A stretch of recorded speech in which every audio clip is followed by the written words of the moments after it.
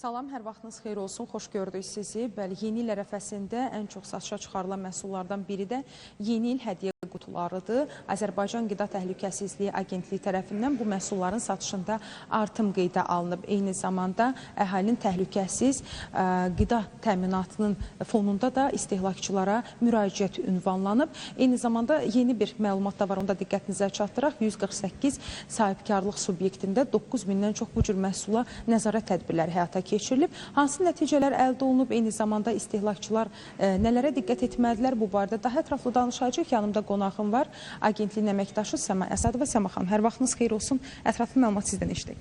Hər vaxtınız xeyir. Nəzərinizə çatdırmaq istəyirik ki, əhalinin təhlükəsiz qida məhsulları ilə təmin olunması məqsədi ilə Qida Təhlükəsizliyi Agentliyinin əməkdaşları tərəfindən hal-hazırda ticarət şəbəkələrində satışı həyata keçirilən yeni il hədiyyə qutuları ilə bağlı monitorinqlər aparılmışdı. 11-17 dekabr tarixlərində həyata keçirilən monitorinqlər zamanı 148 sahibkarlıq subyektində 9347 məhsula baxış keçirilmişdi və baxış zamanı məhsulların üzərində qablaşdırma tarixinin olmaması, son istifadə tarixinin qeyd olunmaması, markalanmanın aparılmaması və ya düzgün aparılmaması halları tərəfimizdən müəyyən olunmuşdu.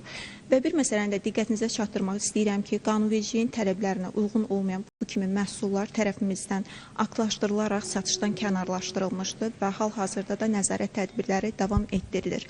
Əhalinin nəzərinə çatdırmaq istəyərdik ki, bu kimi məhsulları alarkən diqqətli olsunlar. Çünki yeni il hədiyyə qutularının üzərində qeyd olunan tarix məhsulların son istifadə tarixi deyil, məhz qablaşdırma tarixidir.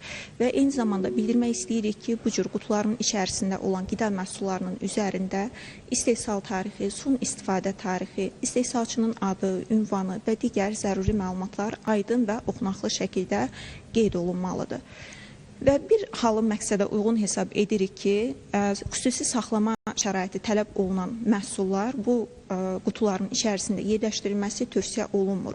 Hansı ki, kəsmik içlikli məhsullar, yoğurtlar və kremli qənnadı məhsullarını bu məhsullara misal göstərmək mümkündür.